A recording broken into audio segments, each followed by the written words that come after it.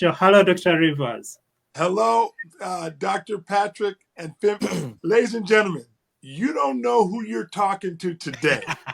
Dr. Femi is I actually heard him speak in Atlanta, Georgia. Dr. Patrick, this man is, in my opinion, I traveled to over 80 nations. This man is the modern day voice for relationships. When you hear him talk, I wanted him on the show, Dr. Patrick, because his greatness is something the entire world needs. Femi, I'm honored to be here with you. And Dr. Patrick Basinge, you know your greatness. Okay, thank you so much. Thank you very much for joining us. So, Dr. Femi, you just talked Yes. about you talking about having a show on TEDx, and that is Right. being watched by about 3 million people. What was that about? Can you tell us about the content of that talk before we go to Yeah, sure. The title of my speech on TEDx is "How to Tell If Someone Truly Loves You," and that's basically inspired by my life. I was thinking about what am I going to speak on TEDx when I was given the opportunity, and God was telling me you got to turn your mess to a message. Yes. Turning your mess to a message. You got to let people know how you messed up and how you have been saved with amazing grace. How you got a different swag now. I use the word, people say swag, SWAG, but I say it is saved with amazing grace. That is what that means to me. So Holy Spirit led me to think about how my life has been shaped. Many years ago, as I introduced myself at the beginning, that I was once a playboy, a party promoter, a ladies' man. And I went back to those days where I was throwing parties. And at that time, I was making money from it. I enjoyed doing it as well. But something happened all of a sudden that I met my wife. And she did not want to be part of the lifestyle. She did not want to be, part of the groupies, if people call it. So she had to give me the ultimatum and say, look, is it that you choose me or you choose this party lifestyle and the other woman that you had in your life? And I had to kind of break it down, and God had to minister to me that, look at this situation. Are you in love with the party or you just enjoying throwing the party? And are you in love with this woman or you just enjoy the idea of being in a relationship? So God had to let me understand that and give me the lights to think critically about it. And I had to weigh my option out. Like, look, am I going to throw parties forever? Or am I not going to be in this relationship with this woman forever? So I had to make what I called sacrifice, which is very, very important. If we are talking about if someone truly loves you, one of the greatest signs that shows that someone truly loves you is the sacrifice that they can make.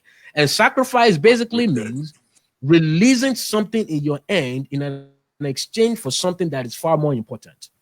Releasing something in your hand in an exchange for something that is far more important. So I had to make the sacrifice of letting go the party lifestyle, letting go of other women to get the woman that I actually want to be with for the rest of my life, what I truly love. And it's the same thing that Jesus did, exemplified by leaving everything up in the heaven and coming down here, sacrificing himself because he truly loves us. Where before we love him, he was in love with us. So my talk was how to show that someone truly loves you. And that is a major topic that I feel like it's really high opener for many people. And that is why it is doing over 3 million views right now. And it's growing by 100,000 views every month. And I've written a book about it, How to Tell If Someone Truly Loves You, which can be found online, Amazon and Barnes and Nobles.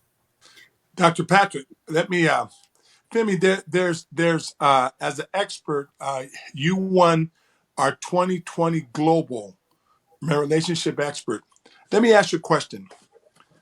Many of the religions of the world have a like hierarchy of relationship, and many times that turns into a woman being treated as a second class citizen.